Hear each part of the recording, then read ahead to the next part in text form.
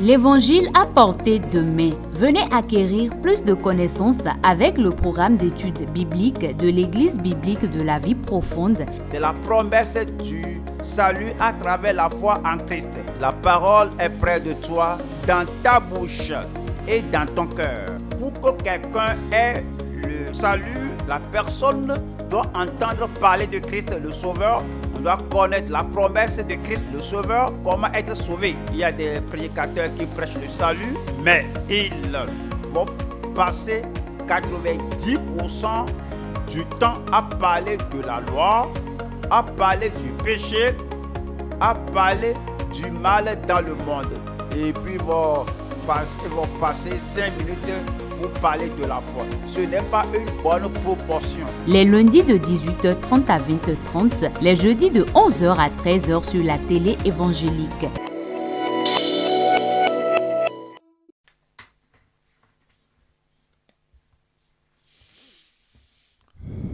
Gloire au Seigneur. Si vous êtes là, je dis gloire à Dieu. Que le Seigneur fasse de nous une seule personne de façon pratique au nom de Jésus. Seigneur, merci pour notre étude de ce soir. Merci pour ta fidélité. Toujours nous révélant ta pensée. Et lorsque tu nous révèles ta vérité et ta pensée, tu nous donnes toujours la grâce. Lorsque nous réclamons cette grâce, nous demandons, Seigneur, que cette nuit, ta parole soit claire et pure à tout le monde au nom de Jésus. Et tout ce que nous pouvons avoir en nous qui n'est pas selon ta parole, selon ta volonté, que tu enlèves toutes ces choses au nom de Jésus, afin que selon ta parole et selon la prière de Jésus-Christ, d'une façon très définie, comme le Sauveur, le Père et le Sauveur sont un, que nous soyons parfaitement unis au nom de Jésus. Nous te bénissons pour les ossements. Au nom de Jésus, nous prions. Et que le peuple de Dieu dise Amen. Dans l'épître de Paul aux Corinthiens, le chapitre 12, et nous voulons lire ce soir le verset 12 au verset 31. Nous allons voir le verset 12. Dans le verset 12, il dit que comme le corps est un et qu'il a beaucoup de membres, et que tous les membres du corps, de ce seul corps, sont plusieurs, ainsi en est-il de Christ. Ainsi en est-il du corps de Christ, ainsi en est-il de l'Église. Le verset 18. Dans le verset 18, il dit que maintenant, comme Dieu l'a dit, maintenant Dieu a placé chacun des membres dans le corps comme il a voulu. Verset 24. Le verset 24, il dit « Tandis que ceux qui sont honnêtes n'en ont pas besoin, Dieu a disposé le corps de manière à donner plus d'honneur à ceux qui en manquaient. » Le verset 28, au verset 28, il dit « Et Dieu a établi dans l'Église, premièrement, des apôtres, deuxièmement, les prophètes, troisièmement, les docteurs, ensuite, ceux qui font les miracles, ceux qui ont les dons de guérison, de secourir et gouverner, diversité de langues. » Verset 31, « Aspirez aux dons les meilleurs. Et je vais encore vous montrer une voie par excellence. » Voyez-vous dans ces versets sélectionnés que nous venons de lire que le corps de Christ est un. L'Église est une. Et comme l'Église est un, avec tous les membres du corps, ayant différentes fonctions et différentes capacités, le Seigneur a fait que nous soyons un, afin que nous puissions coopérer ensemble, coordonner ensemble. Et alors, nous allons amener le corps vers l'avant. Et il dit que toutes les fonctions du corps, du corps de l'homme, sont restées telles que Dieu l'a décidé, tel que Dieu a placé chaque membre dans le corps. Et il a même parlé des ministres. Dans le verset 28, il a dit que le Seigneur lui-même a sélectionné ses ministres de la façon dont il a voulu, la fonction de chacun d'eux et le ministère que chacun d'eux a. Et le verset 31, il a dit que vous devez chercher ardemment ce qui est meilleur, le don meilleur. Ça veut dire quoi? Quand vous êtes à votre place et à votre position dans le corps, là où vous êtes placé par Dieu, vous devez essayer de chercher encore ce qui est meilleur. Ce qui vous fera de pouvoir fonctionner appropriément à l'endroit que le Seigneur lui-même vous a placé. Aujourd'hui, nous considérons ce message, l'unité et l'utilité des membres du corps. L'unité et l'utilité des membres du corps. Lorsque les membres et lorsque le ministre restent et demeurent dans l'appel que le Seigneur leur a adressé, alors il serait utile et ils seront unis, coopérant ensemble avec les autres membres du corps, qui sont aussi en train d'avoir leurs propres fonctions et leur propre rôle et leurs propres responsabilités. Comme nous sommes unis ensemble ainsi, alors nous aurons l'utilité de tous les membres et la contribution de chaque personne serait pour l'élévation du corps, la joie du corps, le progrès du corps et également pour la poursuite objective du corps. L'unité d'un côté et l'utilité de l'autre côté. Si nous sommes unis et que nous ne sommes pas utiles, ce n'est pas assez. Si vous êtes utiles et que vous n'êtes pas unis, ce n'est pas assez. Il doit y avoir la complémentarité entre l'utilité et l'unicité des membres du corps, afin que le corps de Christ et l'Église du Dieu vivant puissent avoir du progrès et être ce que le Seigneur désire que nous soyons, là où il veut que nous soyons, et accomplir pour lui et pour sa gloire toutes les choses qu'il voudrait que nous accomplissions. L'unité et l'utilité des membres du corps. Il y a trois choses que nous allons considérer. Numéro 1, la relation objective des membres telle établie par Dieu. C'est Dieu lui-même qui a établi tous les membres du corps. Et nous avons la relation entre ces membres. Mais c'est une relation objective des membres telle établie par Dieu lui-même. Numéro 2, la justice pratique des membres telle spécifiée par Dieu. La justice pratique, il y a une sorte de justice qui est théorique. Il y a une sorte de justice qui est superficielle. Il y a une sorte de justice qui est cachée, qu'on ne peut pas voir, mais celle-ci dont nous parlons ici, à laquelle le Seigneur invite les membres de l'Église, c'est une justice pratique de tous les membres de l'Église, telle spécifiée par Dieu. Et le point numéro 3, c'est les responsabilités prescrites des ministres, telles scellées par Dieu. Le Seigneur a donné à ses ministères les possibilités et il a scellé cela. Et moi, je ne peux pas changer ces responsabilités. Vous ne pouvez pas changer ces responsabilités. C'est des responsabilités scellées par Dieu lui-même. Et comme nous sommes là dans les spécifications qui sera données de la façon dont nous servons, de ce que nous faisons, de comment nous administrons, que nous devons tous coopérer ensemble dans le service que le Seigneur désire pour nous. Et tel il nous a accordé la parole et l'a scellé que nous devons le servir de cette façon. Nous verrons au point numéro 1 maintenant. C'est la relation objective des membres telle établie par Dieu. Nous verrons maintenant dans 1 Corinthiens chapitre 12 et le verset 12. 2 Corinthiens 12, verset 12. Comme le corps est un et a plusieurs membres, et comme tous les membres du corps, malgré leur nombre, ne forment qu'un seul corps, ainsi en est-il de Christ. Verset 21. Verset 21. Il dit au verset 21 que l'œil ne peut pas dire à la main, je n'ai pas besoin de toi, ni la tête dire aux pieds, je n'ai pas besoin de vous. Il nous amène tous ensemble dans la relation. Et cette relation, c'est objective. Et c'est le Seigneur lui-même qui l'a ainsi établi pour que les membres de nos corps physiques soient ainsi également pour les membres de son corps mystique, c'est-à-dire spirituel. Nous allons considérer 3 sous-titres sous ce premier point, parlant des membres convertis, baptisés et sauvés par grâce. Nous ne pouvons pas dire que nous sommes des membres de son corps si nous ne sommes pas convertis. Tous sont péchés et sont privés de la gloire de Dieu. Et c'est ce salut, la conversion que nous avons par la grâce de Dieu qui nous amène et qui nous intègre dans le corps pour que nous devenions des membres du corps de Christ. Numéro 1 alors, des membres convertis, baptisés et sauvés par grâce. Sous-titre 2, des membres crucifiés, ensevelis, désintéressés et pieux.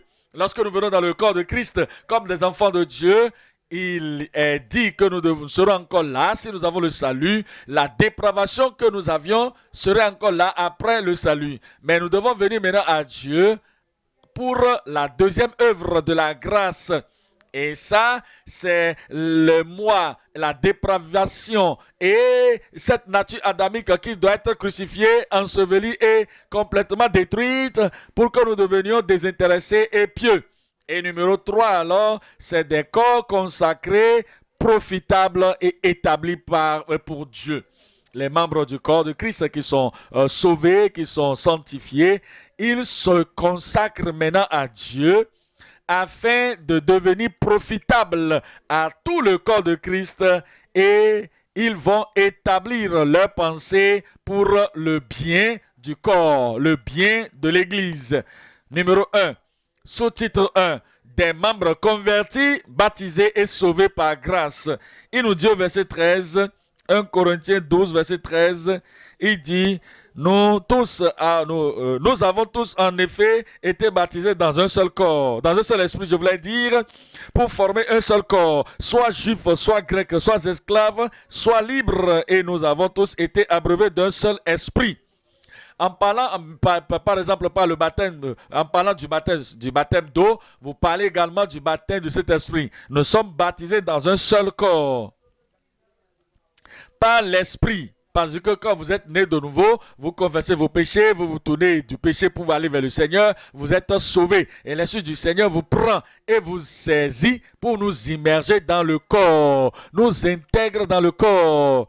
Et cette intégration dans le corps, c'est ce à quoi on se réfère comme être baptisé dans le seul corps. Que nous soyons juifs ou grecs, il n'y a pas l'église des juifs et l'église des grecs. Les juifs et les grecs sont tous ensemble lorsqu'ils sont nés de nouveau. Ils font partie du même corps, la même église, qu'ils soient esclaves ou libres.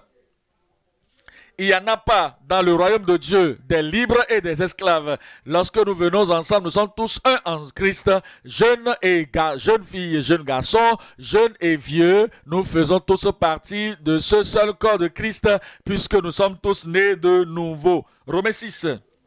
Romains 6. Dans Romains 6, verset 3, il nous a dit dans le verset 3 ce qui suit. Il dit, ignorez-vous que nous tous qui avons été baptisés en Jésus-Christ, voyez-vous, il parle ici de ce que Jésus a dit, allez par tout le monde et prêchez la bonne nouvelle à toute la création, celui qui croira qui sera sauvé, celui qui croira qui sera baptisé sera sauvé. La question est celle-ci, est-ce que vous avez été baptisé dans l'eau depuis que vous êtes né de nouveau? Vous vous êtes soumis à cet exercice pour que l'on puisse vous immerger dans l'eau de Dieu, dans l'eau, je voulais dire, pour que vous soyez complètement immergés et baptisés dans l'eau. C'est ça qui fait de vous un membre du corps de Christ. Ne savez-vous pas, ignorez-vous que nous tous qui avons été baptisés en Jésus-Christ, c'est en sa mort que nous avons été baptisés.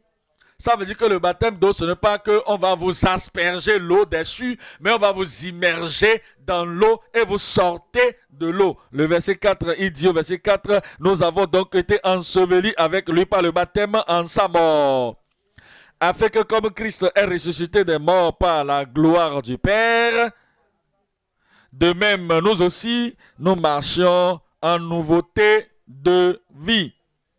Ça, c'est l'évidence que nous sommes convertis. Vous êtes convertis, vous êtes baptisés dans l'eau, vous vous êtes identifiés avec Christ dans ces baptêmes d'eau. Et alors, la grâce de Dieu est maintenant en vous. Vous êtes convertis, baptisés et sauvés par grâce. Maintenant, vous devez marcher dans la nouveauté de vie.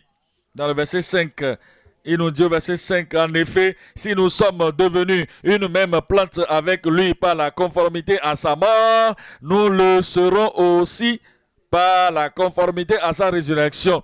La puissance de l'Esprit de Dieu transforme nos vies et nous sommes transformés en l'image de sa résurrection. Toutes ces choses sont faites par grâce. Tite 2.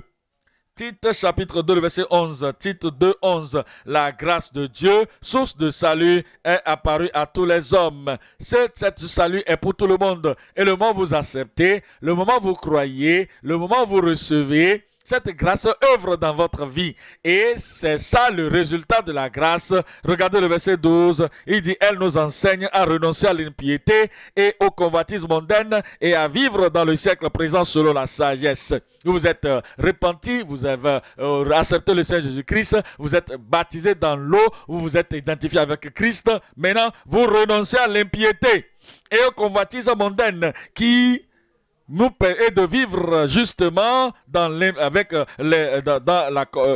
ce siècle présent, de vivre dans le siècle présent selon la sagesse, la justice et la piété. Parce que quand vous êtes dans ce monde, la grâce de Dieu est disponible et cette grâce vous rend possible de pouvoir être des vainqueurs pour que dans ce siècle présent, vous vivez dans la sainteté, vous vivez dans la sagesse, dans la justice et dans la piété.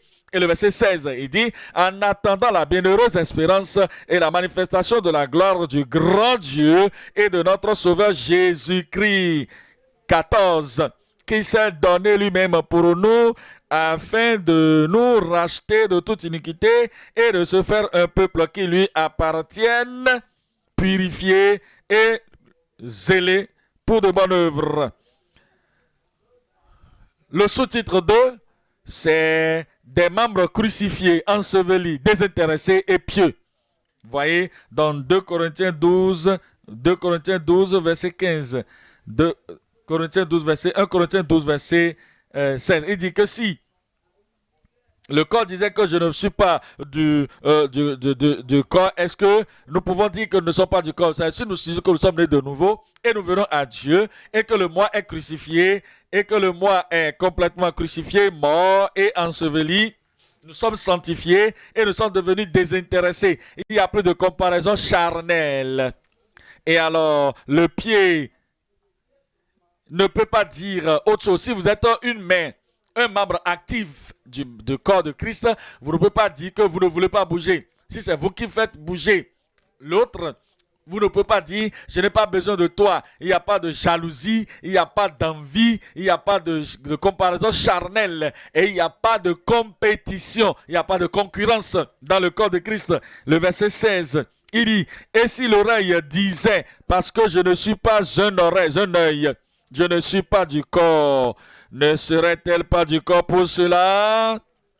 Si un membre de l'Église se rétractait et se reversait derrière et disait « parce que mon rôle, ma responsabilité n'est pas ce que lui fait, comme ce que lui fait, alors je ne vais pas faire ce que je veux, je dois faire pour contribuer au progrès du corps ».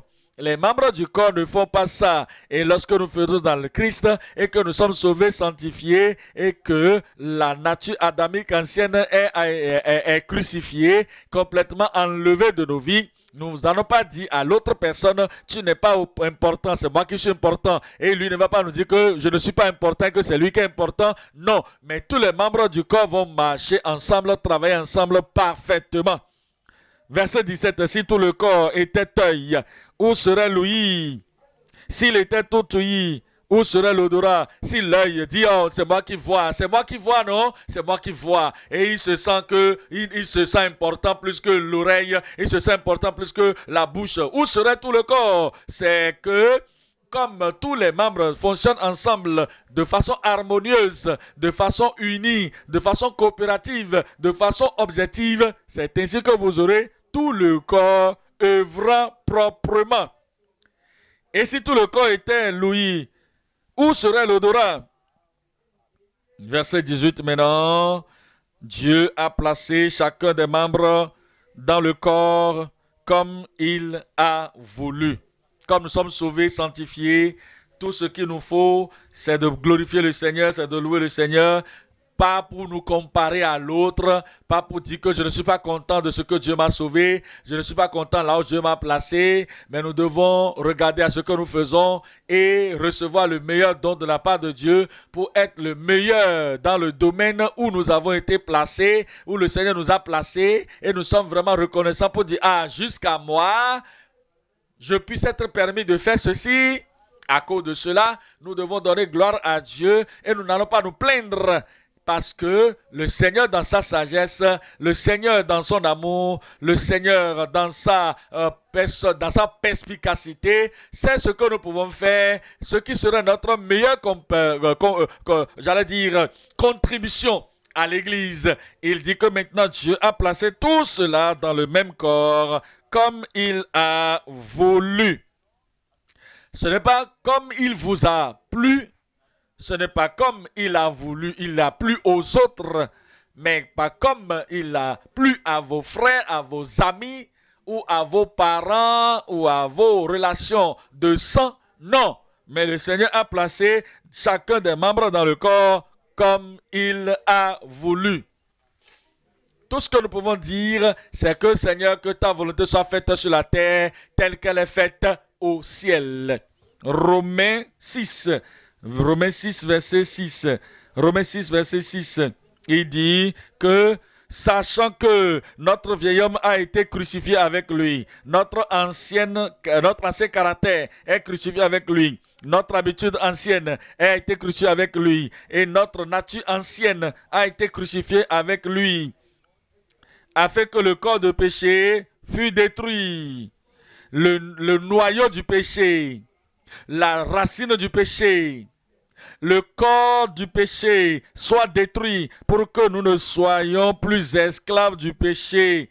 Le verset 7, car celui qui est mort est libre du péché. Si vous vous êtes identifié à Christ, crucifié avec Christ, identifié à Christ, que vous êtes mort avec lui, il dit que celui qui est mort est libéré du péché. Et il dit au verset 11, ainsi vous-même, regardez-vous comme mort au péché et comme vivant pour Dieu en Jésus-Christ. Je prie que le Seigneur rend cela effectif dans chacune de nos vies au nom de Jésus. Regardez Philippiens 2, verset 3. Philippiens 2, verset 3. Il dit, ne faites rien par esprit de parti ou par vaine gloire. Ce qu'il nous dit ici, c'est quoi? Tout ce que moi je fais, par lutte, ne serait pas reconnu par Dieu comme étant une bonne œuvre. Et cela n'aura pas de récompense. Alors, si je passe ma vie, la majeure partie de ma vie, en me battant, en concurrençant avec les autres, en cherchant la vaine gloire, toutes ces choses que je fais, quel que soit ce que cela peut être bon ou pas que nous avons fait pour le corps de Christ, ce n'est pas reconnu par le Seigneur au ciel. Que rien ne soit fait par esprit de parti pris ou par vaine gloire, mais que l'humilité vous fasse regarder les autres comme étant au-dessus de vous-même. Si je vois que les autres sont meilleurs à moi et que je donne gloire à Dieu en leur faveur, je suis content qu'ils sont en train de faire ce qu'ils font, ils sont contents que je fais ce que je fais. Ça, c'est l'unité du corps. Et le verset 4, il dit que chacun de vous, au lieu de considérer ses propres intérêts, considère aussi ceux des autres. Cela nous dit alors que nous devons vouloir que l'autre frère réussisse. Nous devons vouloir que l'autre sœur réussisse. Nous ne devons pas chercher seulement à ce que je veux faire là. Je veux faire de mon mieux. Je veux être le meilleur. Je veux être élevé. Je veux être bon. Je veux avoir ma vie visible. Je veux faire quelque chose de grand. Nous devons aussi considérer les autres que eux aussi soient utiles, que eux aussi soient élevés, que eux aussi puissent être contents et heureux dans ce que le Seigneur les a choisis à faire. Ce que tout le monde, au lieu de considérer ses propres intérêts, qu'au lieu de le faire, qu'il considère aussi ceux des autres. Comment cela peut être possible? Verset 5. Ayez en vous les sentiments qui étaient en Jésus-Christ. C'est ainsi que vous allez le faire. Que la pensée de Christ soit en vous. La pensée d'amour, la pensée d'appréciation des autres, la pensée d'élever les autres, de les congratuler afin qu'ils puissent être ce que Dieu les a appelés à être.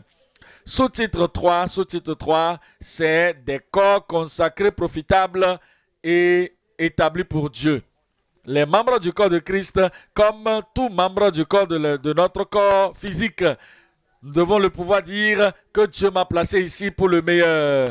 Il m'a placé ici pour le meilleur, juste pour faire le bien, juste pour contribuer pour le progrès du corps de Christ, pour le bien, pour le meilleur, pour la permanence, jusqu'à ce que Dieu vous enlève de là pour amener à un autre niveau, à un autre domaine. Je suis ici pour le meilleur. Et c'est ainsi que Dieu l'a établi. 1 Corinthiens 12, verset 18. 1 Corinthiens 12, verset 18. Il dit, maintenant Dieu a placé chacun des membres dans le corps comme il a voulu.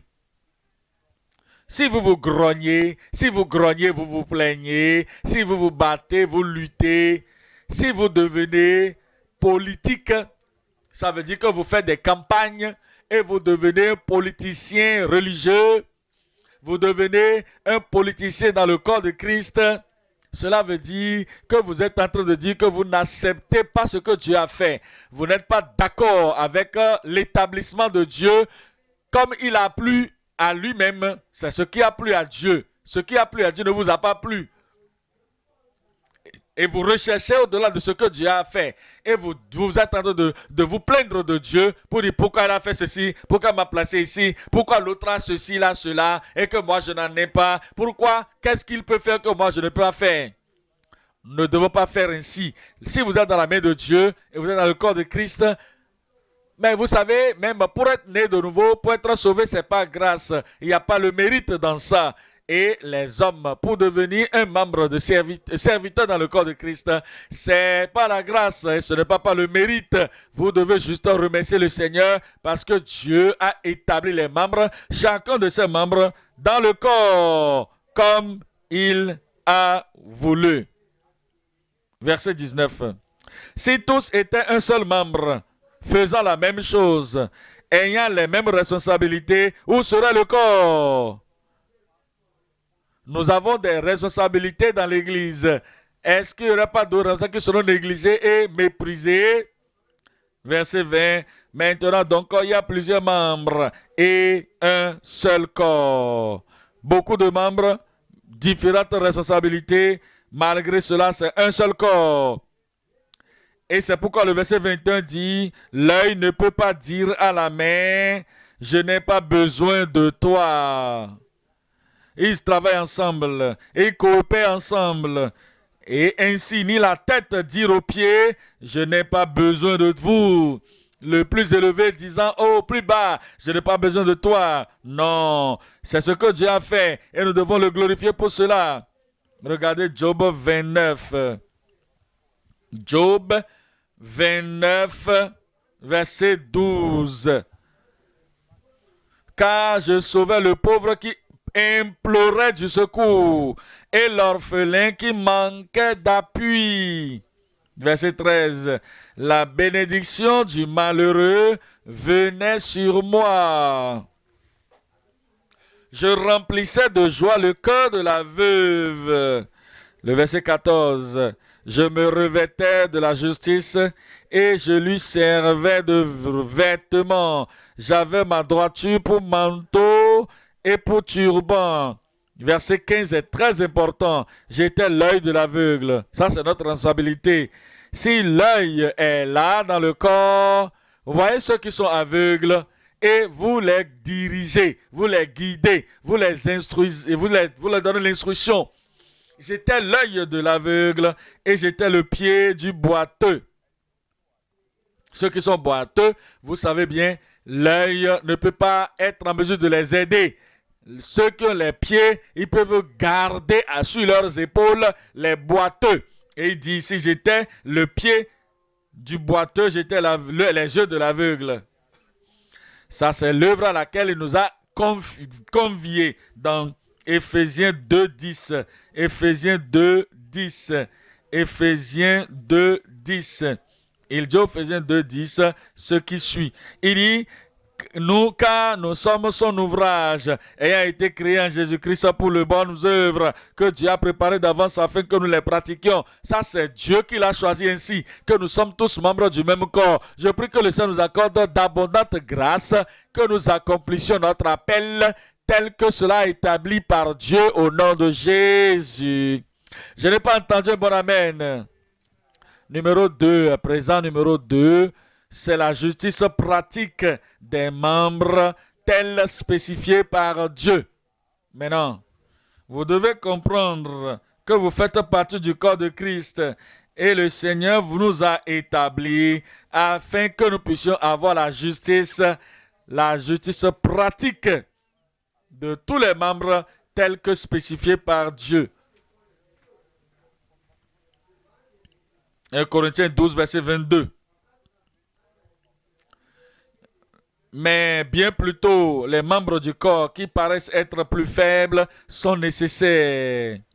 Les membres du corps qui apparaissent être plus faibles sont nécessaires. Il y a certaines parties du corps qui sont délicates. Parlons peut-être de nos yeux. Un petit grain de sable qui rentre dans l'œil nous rend inconfortables. Parce que l'œil est délicat, l'œil est faible. Et les autres parties du corps également, s'il y a, comment appelle-t-on, s'il y a une boule quelque part, quelque chose qui amène des douleurs sur la partie du corps quelque part, nous ne sommes pas, vous savez, toutes les fois vous voyez cela, vous êtes en train de manger, que vous mordez votre langue. Vous ne l'avez pas dit, oui, ça c'est bon, tu l'avais fait auparavant, je ne vais pas accepter. Toi, les dents, je t'arrache. Et arracher les dents, si vous le faites, vous serez des gens sans, vous allez déjà édenter. Parce que vous êtes mécontent contre les dents. Si vous le faites, vous n'allez pas jouir. La même chose avec le corps de Christ. On ne jette pas ceci en l'air à cause de ce que cela fait, un truc de mauvais, ou bien un truc mauvais, mais il est nécessaire. Quand nous parlons de tous les membres du corps de Christ comme ça, tout le monde se sentirait nécessaire et chacun va remplir sa fonction et être utile dans son appel. Nous parlons de 3 choses ici aussi. La compassion des membres envers les faibles. La compassion des membres envers les faibles. Numéro 2, le soin des membres du troupeau. Nous tous, nous faisons partie du troupeau de Christ. Nous faisons partie du troupeau de Christ et nous devons avoir le soin des membres à l'intérieur du troupeau. Et numéro 3, c'est le caractère des membres comme des disciples. Il nous a appelés à le suivre et nous ne devons pas être des gens qui sont en train de suivre notre pensée, suivant notre instinct, suivant ce que nous désirons faire. Mais nous regardons à Christ, les regards sur Jésus, l'auteur et le consommateur de notre foi, et nous le suivons tel que cela se doit, et cela détermine notre caractère. Regardez le sous-titre 1, la compassion des membres envers le faible. Job 4, verset 3, Job 4, verset 3 et 4. Job 4, verset 3 et 4. Il dit, tu as instruit beaucoup et tu as fortifié les mains faibles. C'est ce que nous devons faire. Y a-t-il un membre de l'église, un membre de la cellule de maison, un membre de la chorale, un membre de la section des ouvriers, des surveillants? Nous ne pouvons pas dire que tout le monde ne sont pas des pierres. Quelqu'un peut s'affaiblir, quelqu'un peut être faible, quelqu'un peut être abattu. Nous ne devons pas les piétiner, les froisser, mais nous devons les fortifier, les élever. Le verset 4, il dit, tes paroles ont relevé ceux qui chancelaient. C'est ce qu'il faut faire. Comme nous administrons comme des membres du corps, l'un envers l'autre, et tu as affermi les genoux qui pliaient. Je prie que le Seigneur nous aide afin que nous puissions nous rappeler à faire cela à tout moment au nom de Jésus. Nous n'allons pas commérer contre les membres qui sont faibles. Nous n'allons pas médire contre les membres qui sont faibles. Nous n'allons pas critiquer ou condamner les membres qui sont faibles. Nous n'allons pas le faire. Notre responsabilité, c'est de nous rassurer, de savoir qu'est-ce que je peux contribuer à sa vie, qu'est-ce que je peux contribuer dans sa vie pour qu'elle soit forte ou forte. C'est ce que nous devons rechercher. Ésaïe 35, Ésaïe 35, Ésaïe 35, le verset 3.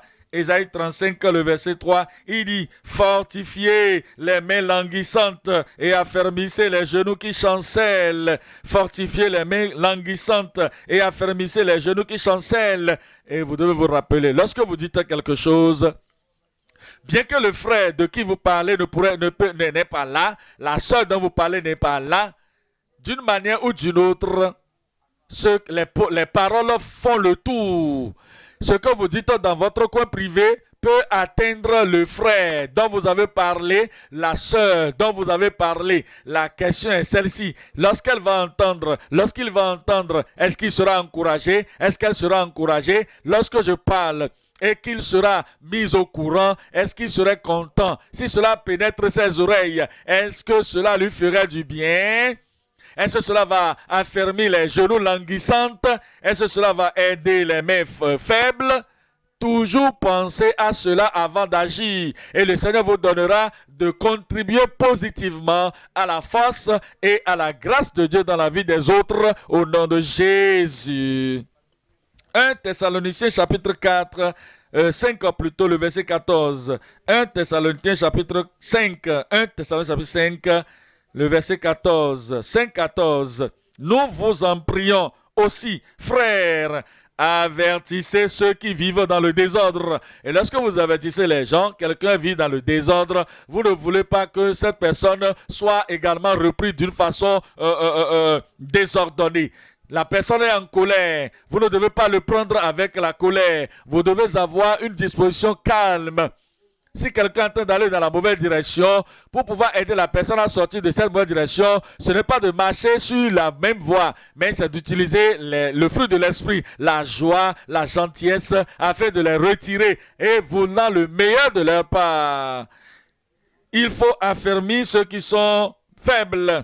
Supporter les faibles, il ne faut pas les condamner. Pourquoi tu n'es pas ci, pourquoi tu n'es pas ça? Si cela m'arrivait, je sais ce que je peux faire. Ça, ce n'est pas comment, c'est de cette façon. Ce n'est pas de cette façon qu'il faut réconforter les gens ou consoler les gens. Vous devez les voir. Qu'est-ce qu'ils ont traversé? Qu'est-ce qu'ils traversent? Quelle est leur difficulté? Et vous devez avoir la parole de réconfort, la parole de consolation, une parole qui va leur faire du bien, une parole qui va les encourager et lui accorder le support qu'il faut. User de patience envers tous. Usez de patience envers tous. Ne vous jetez pas sur la conclusion. Ne marchez pas sur les gens. Vous savez, les gens sont délicats. Nous savons que nous avons des défis, nous avons des sensations. Et en aidant les gens, vous devez être patient envers tous les hommes. Verset 15. Prenez garde que personne ne rende à autrui le mal pour le mal. L'autre fois, j'étais faible. Voilà la façon dont il a traité avec moi. Et j'ai à peine réussi. Comme aussi il est maintenant faible comme moi. Je me souviens ce qu'il a fait contre moi. Je lui jetterai la pierre. Ne le faites pas. Ne rendez pas le mal pour le mal. Mais poursuivez toujours le bien. Soit entre vous, soit envers tous. Le sous-titre 2, c'est le soin des membres parmi le troupeau. 1 Corinthiens 12, verset 24. 1 Corinthiens 12, verset 24. Il dit au verset 24, tandis que ceux qui sont honnêtes n'en ont pas besoin. Dieu a disposé le corps de manière à donner plus d'honneur à ceux qui en manquaient. Cela semble que beaucoup de personnes sont différentes de Dieu. Dieu donne plus d'honneur à cette partie qui est manquante. En regardant notre communion, notre relation ensemble, des fois, quelqu'un peut manquer quelque chose, la capacité de communication. Quelqu'un peut manquer une sorte de sagesse pratique de la façon dont il devait agir. Et ceux qui manquent, nous semblons de les mépriser. Nous semblons de les laisser de côté à cause de leur manquement. Dieu n'est pas ainsi. Comme nous suivons Dieu et comme nous dépendons de Dieu et que nous voulons être plus fidèles, des suiveurs fidèles de Dieu, des disciples fidèles de Dieu, voici ce qu'il a fait. Il donne plus d'honneur à cette partie qui manque. Et c'est ce que nous devons faire. Verset 25. Afin qu'il n'y ait pas de division dans le corps, pas de désaccord, pas de désagrément dans le corps, mais que les membres aient également soin les uns des autres. Les membres doivent prendre soin les uns des autres. Il ne doit pas avoir le tribalisme. Les membres doivent avoir le même soin les uns des autres. Il est né de nouveau, elle est née de nouveau. Il n'est pas de la même tribu que moi. Elle n'est pas de la même tribu que moi. Les membres doivent avoir le même soin les uns des autres. Je ne peux pas rester dans ce district. Le leader là-bas, il n'est pas de ma tribu. Il n'est pas de mon milieu. Il ne comprend pas ma langue. Il ne comprend pas ma dialecte. Nous devons avoir le même soin les uns des autres. Mépriser les tribus, mépriser les dialectes, mépriser toutes ces choses qui nous divisent. Le sang de Jésus qui nous a lavés et qui nous purifie et qui nous sauve nous a donné d'être un. Demeurons alors un. 2 Corinthiens chapitre 8 le verset 16. 2 Corinthiens chapitre 8 et le verset 16. Grâce soit rendue à Dieu de ce qu'il a mis dans le cœur de Tite, le même empressement pour vous. Dieu soit loué. Parce que ce même Dieu-là, qui connaît vos besoins et qui connaît le cœur de Tite, et a amené Tite de vous donner ce qu'il faut. Tel le même empressement pour tous. Il a mis la même chose dans le cœur de Tite. Quand nous parlons du soin, si le soin est moribond, si le soin est lent, si le soin est retardé, la personne peut traverser le besoin jusqu'à la fin avant qu'on ne l'atteigne. Mais si nous savons que ce monsieur a besoin de quelque chose maintenant et que nous ne sommes pas en train de courir de gauche à droite et nous devons nous lever rapidement et donner ce qu'il faut à ce monsieur, à ce frère. C'est ce que le Seigneur nous demande de faire. Au verset 17, il dit...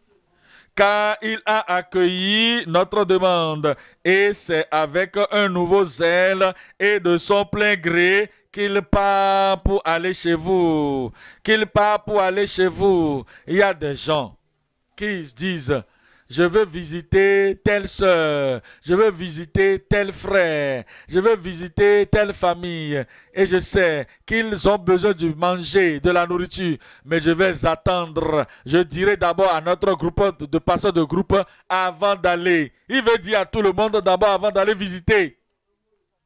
Pendant que la personne est en train de souffrir, est en train de souffrir de faim, et la faim est en train de sévir dans toute la famille. Il ne peut pas souffrir, prendre soin de la famille. Ils sont en train d'attendre la permission d'abord avant d'aller aider ceux qui souffrent. Avant qu'on atteigne le pasteur de groupe, le pasteur d'État, la personne est déjà en train d'être enfoncée dans la mer du problème. Mais si vous avez un soin, vous avez la pensée qui veut aider les gens, vous devez savoir que voici un besoin pressant. Et vous devez rencontrer la personne dans son besoin là. Et le Seigneur va récompenser votre sacrifice au nom de Jésus. Regardez le verset 21, à présent le verset 21, il dit, car nous recherchons ce qui est bien. Vous devez chercher ce qui est bien, non seulement devant le Seigneur, mais aussi devant les hommes. Faites-le devant les hommes. Le sous-titre 3, c'est le caractère des membres comme des suiveurs, des disciples. 1 Corinthiens 12, 1 Corinthiens 12, verset 26. 1 Corinthiens 12, verset 26, il dit que et si un membre souffre, tous les membres souffrent avec lui. Si un membre souffre, il y a beaucoup de domaines de souffrance. Quand nous ouvrons nos yeux, nous allons voir. Quand nous ouvrons nos oreilles, nous allons entendre. Et lorsque nous sommes en train de nous visiter les uns les autres, ou nous téléphonons les uns les autres, nous verrons, nous saurons quel est le besoin. Et nous saurons si nous sommes ouverts l'un à l'autre. Et nous allons voir si nous sommes là l'un pour l'autre. Nous saurons quand un membre du corps est en train de souffrir. Et si l'un des membres souffre, tous les membres souffrent avec lui. Si un membre est honoré, tous les membres se réjouissent avec lui. Il continue au verset 27 disant ce qui suit, vous êtes le corps de Christ. Vous êtes le corps de Christ. Vous devez toujours être conscient de ça. Je suis un membre du corps et je dois être en train de faire quelque chose. Je dois contribuer à quelque chose, au progrès du corps. Il nous dit au Romains 12, verset 15. Romains 12, au verset 15. Réjouissez-vous avec ceux qui se réjouissent. Pleurez avec ceux qui pleurent. Ça veut dire quoi de pleurer avec ceux qui pleurent? Est-ce que je vais seulement aller m'asseoir dans sa maison et quand il pleure, je vais aussi me mettre là et commencer par pleurer, sangloter et il va commencer par pleurer, pleurer, pleurer et jusqu'à verser des larmes de crocodile? Non, je vais rechercher ce qui fait qu'il est en train de pleurer et je vais me mettre dans sa chair. Je vais mettre mes pieds dans ses pieds et je vais voir. Est-ce que je peux résoudre ce problème? Je vais identifier le problème et pleurer avec lui. Je vais dans sa maison et je sympathise avec lui. Je m'identifie à ses problèmes et je pourvois à ce besoin qu'il est en train de traverser. Que le Seigneur nous accorde la sagesse. Que le Seigneur vous donne la sagesse. Regardez maintenant Galates 6, le verset 2. Galates chapitre 6, le verset 2. Il dit au verset 2, portez les fardeaux les uns les autres. Ne dites pas, non, ça c'est sa responsabilité. Il a besoin de porter sa propre croix. Ah oui, moi je ne sais pas pourquoi il est en train de traverser ça, pourquoi il a ce besoin. Il n'est pas en train de nous dire, de regarder ce qui se passe sous le rideau ou sous le tapis. Pourquoi il traverse ceci? Est-ce qu'il a fait quelque chose? Non. Nous savons qu'il est en train de traverser un besoin. Nous recherchons ce que nous pouvons faire. Portez les fardeaux les uns des autres et vous accomplirez ainsi la loi de Christ. Verset 9. Au verset 9. Il dit, ne nous lassons pas de faire le bien. Est-ce que je suis le seul qui va le faire? J'ai aidé tel. C'est ton appel, mon frère. J'ai aidé telle soeur. J'ai aidé telle famille. C'est ton appel. Va le faire. Et le Seigneur t'a positionné là. Et il t'a béni. Et tes besoins sont pourvus. Et tu en as extra. Tu en as de maximum. Il faut aider les autres. Il ne faut pas se plaindre que c'est toi seul qui fais. Il dit, ne vous lassez pas de faire le bien, car nous moissonnerons au temps convenable si nous ne nous relâchons pas. Verset 10. Ainsi donc, pendant que nous avons l'occasion, recherchez les occasions pour aider, recherchez les occasions pour élever quelqu'un, recherchez les occasions pour soutenir quelqu'un, recherchez les occasions pour administrer à quelqu'un ce que vous avez. Comme nous avons l'occasion, pratiquons le bien envers tous, même les gens qui ne sont pas nés de nouveau, ils ont des besoins. Vous ne voulez pas qu'ils meurent de faim, non? Avant d'être sauvés, administrez-leur le besoin. Et surtout envers les frères en la foi.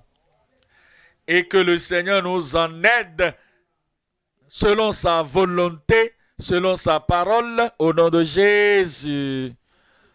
1 Timothée 5, verset 21. 1 Timothée 5, le verset 21. 1 Timothée 5, verset 21. Je t'en conjure devant Dieu, devant Jésus-Christ et devant les anges élus d'observer ces choses sans prévention, de ne rien faire par faveur, Comment est-il que l'autre a le besoin et personne, aucun frère, aucune soeur dans cette communauté qui puisse l'aider, qui puisse lui donner le soutien, et une autre personne a le besoin Tout le monde se met ensemble et au court de gauche à droite pour lui donner plus qu'il n'en a besoin. Pendant ce temps, l'autre est en train de mourir de faim de l'autre côté, l'autre est en train de mourir d'oppression de l'autre côté, de besoin qui est en train de le surpasser de l'autre côté, mais l'autre là-bas en a jusqu'à un débordement. Pourquoi? Ça, c'est la partialité. Nous devons aimer comme Jésus a aimé. Nous devons aider comme Jésus a aidé. Comme tous les membres du corps ont besoin de l'aide, nous devons nous administrer le besoin, le soutien l'un à l'autre, sans préférer l'un sur l'autre ou sans démontrer de la faveur envers l'un et non de moins de faveur envers l'autre. Le point numéro 3, les responsabilités prescrites des ministres tels scellés par Dieu.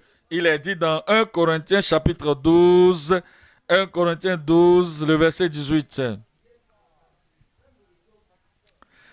1 Corinthiens 12, le verset 18. 1 Corinthiens 12, le verset 18. Il dit, et maintenant Dieu a placé chacun des membres dans le corps comme il a voulu. Si nous étions, et il dit, si tous, il dit là, dans le verset 31, il dit, aspirez aux dons les meilleurs. Pourquoi vous devez aspirer le don le meilleur? Je veux donner plus d'aide aux gens, je veux soulever plus les gens, je veux aider plus les gens, je veux aider les gens plus, je veux donner plus de besoins, parce que je suis handicapé par le besoin, je ne suis pas en mesure de faire ce que je veux faire. Voilà pourquoi je prie avec ferveur pour que Dieu me donne le meilleur don, pour que je puisse aider plus les gens dans le corps de Christ. Aspirez aux dons les meilleurs et je vous montrerai encore une voie par excellence. Il y a une façon excellente d'administrer aux gens. Il y a une méthode excellente de partager ce que nous avons avec les gens. Et c'est la manière de l'amour. C'est le moyen de l'amour. Tout ce que nous voulons donner, nous devons le faire par l'amour. Les responsabilités prescrites des ministres tels scellés par Dieu. 3 choses nous considérons ici. Nous parlons le ministère spécifié des apôtres et autres ministres. Sous-titre 2, le ministère confié aux ambassadeurs et à tous les membres. Numéro 3, le motif acceptable d'aspirer plus. Nous voyons le sous-titre 1, le ministère spécifié des apôtres et autres ministres. Nous allons venir maintenant dans 1 Corinthiens chapitre 12, le verset 28. Le verset 28, il dit que Dieu, le verset 28, bien sûr, excusez-moi, et Dieu a établi dans l'Église premièrement les apôtres. Les apôtres ne sont pas les seuls dans le ministère. Secondement, des prophètes. Et ce n'est pas seulement ça. Il dit ensuite ceux qui ont le don des miracles. Ce n'est pas fini. Puis ceux qui ont le don de guérir, de secourir, de gouverner, de parler diverses langues. Voilà, ça c'est les apôtres et les autres ministres qui sont spécifiés par Dieu. Et le Seigneur a déjà aidé à pouvoir définir leur rôle. Éphésiens 4, verset 11. Éphésiens 4, verset 11. Et il a donné les uns comme apôtres, les autres comme prophètes, les autres comme évangélistes, les autres comme pasteurs, docteurs. Pourquoi? Quelle est leur responsabilité?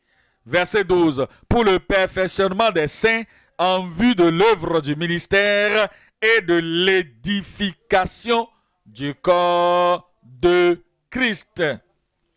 C'est ce que nous devons tous faire. Nous devons tous nous unir en effort pour être utiles au corps de Christ afin d'édifier, d'enseigner, d'amener à la maturité et de secourir le corps de Christ.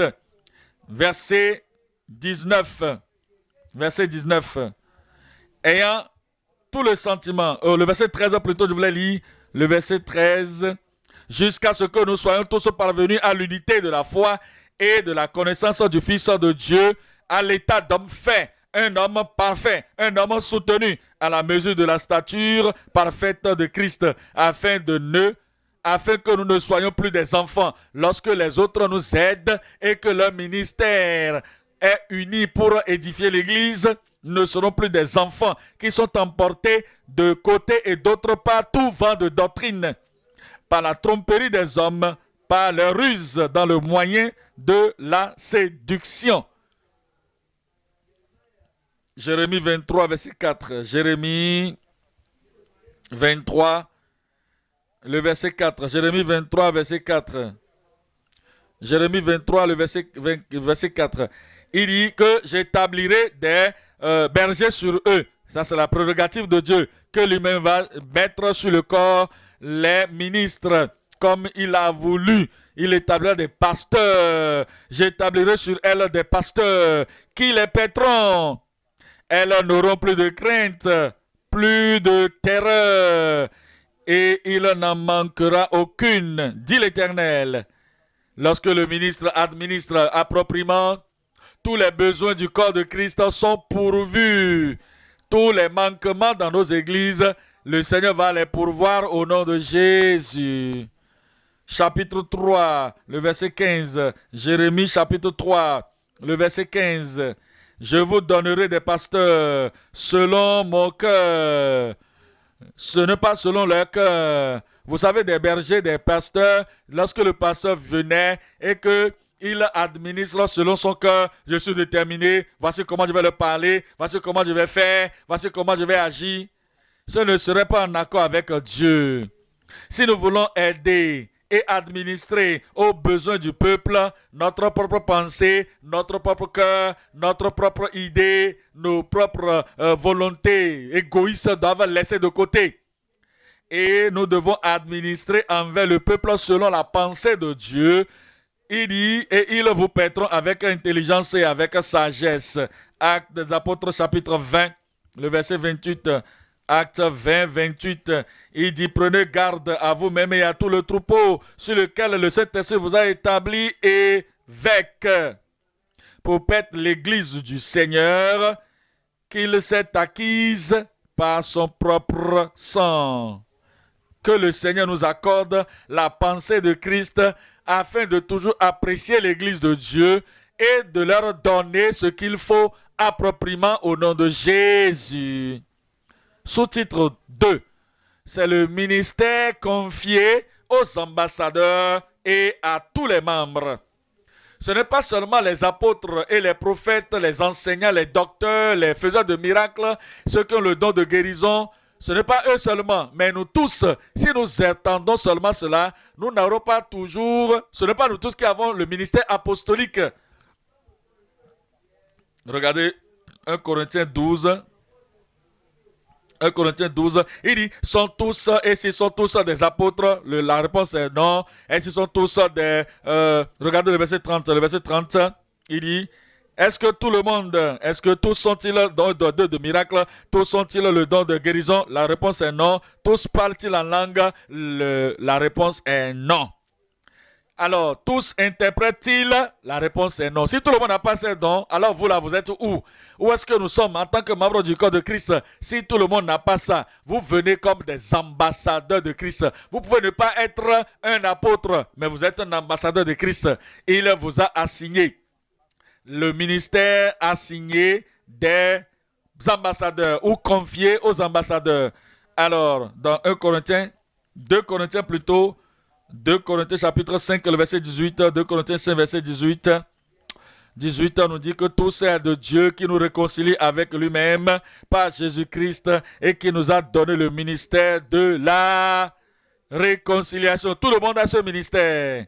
Le verset 18, car Dieu était en Christ, réconciliant le monde avec lui-même, en n'imputant point aux hommes leurs offenses, et il a mis en nous la parole de la réconciliation. Verset 20. Nous faisons donc les ambassadeurs pour Christ. Nous faisons donc les fonctions. Vous êtes, je suis, nous sommes tous des ambassadeurs pour Christ. Comme si Dieu exhortait par nous. Nous vous en supplions au nom de Christ. Soyez réconciliés avec Dieu. C'est pour cette raison que nous lisons. C'est ce que nous lisons dans Actes chapitre 8, verset 4. Actes 8, verset 4. Actes 8, verset 4, nous réalisons que nous sommes tous des ambassadeurs du corps de Christ et qu'il a engagé entre nos mains le ministère de la réconciliation. Il dit, ceux qui avaient été dispersés allaient de lieu en lieu. Qu'est-ce qu'ils faisaient? Annonçant la bonne nouvelle de la parole. Ils n'ont pas laissé la prédication seulement aux apôtres, seulement aux prophètes, seulement aux enseignants, seulement aux ouvriers des miracles. Tout le monde, tous les membres du corps de l'Église, comme ils étaient dispersés, ils allaient partout prêchant la bonne nouvelle de la parole. Le sous-titre 3, c'est le motif acceptable d'aspirer plus. Vous voulez plus de la grâce de Dieu, plus des dons de Dieu, plus de la capacité de l'esprit pour que vous soyez en mesure de faire plus. C'est quoi le motif? Qu'est-ce qui vous motive? Regardez 1 Corinthiens chapitre 12, le verset 31. 1 Corinthiens chapitre 12, le verset 31. Aspirez aux dons les meilleurs. Vous êtes un apôtre, aspirez aux dons les meilleurs, qui vous donneront d'être le meilleur dans votre apostolat. Vous êtes un enseignant, aspirez aux dons les meilleurs, qui vous donnera d'être le meilleur enseignant, le meilleur docteur. Êtes-vous un évangéliste, aspirez aux dons les meilleurs pour être un bon et meilleur évangéliste dans votre administration de votre ministère en accomplissant la grande commission. Vous êtes un ambassadeur de Christ, aspirez aux dons les meilleurs. Et quand vous aspirez à ces meilleures choses et que vous regardez au Seigneur et que le Seigneur vous accorde plus de ces dons, vous serez un meilleur serviteur de Dieu, un meilleur enfant de Dieu dans le ministère comme ambassadeur au nom de Jésus. Aspirez aux dons les meilleurs. Et je vais encore vous montrer une voie par excellence. Quand vous découvrez l'excellente voie de l'amour, à tout moment que vous administrez, vous devez prier pour dire, Seigneur, aide-moi, non seulement pour parler, non seulement pour aider, non seulement pour convertir, non seulement pour aider les autres, non seulement pour soutenir l'autre, non seulement pour les édifier, non seulement pour les servir, mais aide-moi d'avoir un esprit excellent dans l'amour, un esprit d'amour, afin que mon motif et la façon dont j'administre puissent élever beaucoup plus de gens, et le Seigneur va le rendre efficace dans nos vies au nom de Jésus. Comme nous demandons dans la foi, il nous l'accordera. Regardez Philippiens chapitre 2, le verset 3. Dans Philippiens 2, verset 3, il est dit dans Philippiens 2, verset 3, ce qui suit. Ne faites rien par esprit de parti ou par vaine gloire. Si vous recherchez la voie excellente, il n'y aura pas de l'envie, il n'y aura pas de lutte, il n'y aura pas de vaine gloire. Lorsque vous administrez de la façon la plus excellente, seulement dans la simplicité de cœur, l'humilité de cœur, que vous regardez les autres comme étant au-dessus de vous-même. Verset 4, que chacun de vous, au lieu de considérer ses propres intérêts, faut pas dire, j'aurai ma voix, c'est ce que je veux que je vais faire, qu'ils aiment ça ou pas, je vais le faire, je vais les forcer, je suis le pasteur, je suis l'évangéliste, je suis l'enseignant, je suis le leader. S'ils n'aiment pas ma méthode, qu'ils s'en vont se perdre ailleurs, qu'ils allent chercher un autre pasteur. Non, il dit, ce n'est pas comme ça, que tout le monde, au lieu de considérer ses propres intérêts, qu'il considère aussi ceux des autres. Verset 5, ayez en vous les sentiments qui étaient en Jésus-Christ. Lequel, verset 6, lequel, existant en forme de Dieu, n'a point regardé comme une proie à arracher d'être égal avec Dieu. Mais s'est dépouillé, le verset 7 lui-même. Mais il s'est dépouillé lui-même. Vous ne recherchez pas la gloire des hommes. Vous ne recherchez pas la louange des hommes. Vous ne recherchez pas l'honneur. Ce que vous voulez faire, c'est de servir le corps de Christ et d'être le meilleur de vous-même afin que vous puissiez les élever de leur faiblesse, de leur bassesse, de leurs conditions, de leurs défis, afin de leur donner d'être en haut de tous leurs problèmes. Mais c'est depuis lui-même en prenant une forme de serviteur, un serviteur, le serviteur qui veut servir en devenant semblable aux hommes et ayant paru comme un simple homme. Je prie que la grâce de Dieu soit abondante dans toutes nos vies au nom de Jésus. Vous serez un meilleur ministre. Dis Amen. Vous serez un meilleur membre de l'Église. Amen. Vous serez un meilleur ambassadeur de Christ. Partout où vous allez au nom de Jésus. Et toute la grâce qu'il vous faut, tous les dons qu'il vous faut, le Seigneur va pourvoir. Et vous serez votre meilleur dans votre service qui sera profitable et qui sera dit de récompense ici sur la terre dans l'éternité au nom de Jésus. Je dis Amen pour vous. Tenons-nous debout maintenant et parlons à Dieu dans la prière. Que tout ce que nous avons appris ce jour, que le Seigneur lui-même les imprime, les reproduise en nous et que nous accorde l'abondante grâce pour être aussi meilleurs comme nous devons l'être en servant le Seigneur et en servant le corps de Christ. Ouvrez la bouche et parlez à Dieu dans la prière. L'évangile à portée de main. Venez acquérir plus de connaissances avec le programme d'études bibliques de l'Église biblique de la vie profonde. C'est la promesse du salut à travers la foi en Christ. La parole est près de toi, dans ta bouche et dans ton cœur. Pour que quelqu'un ait le salut, la personne doit entendre parler de Christ le Sauveur. On doit connaître la promesse de Christ le Sauveur, comment être sauvé. Il y a des prédicateurs qui prêchent le salut, mais ils vont passer 90% du temps à parler de la loi, à parler du péché, à parler du mal dans le monde.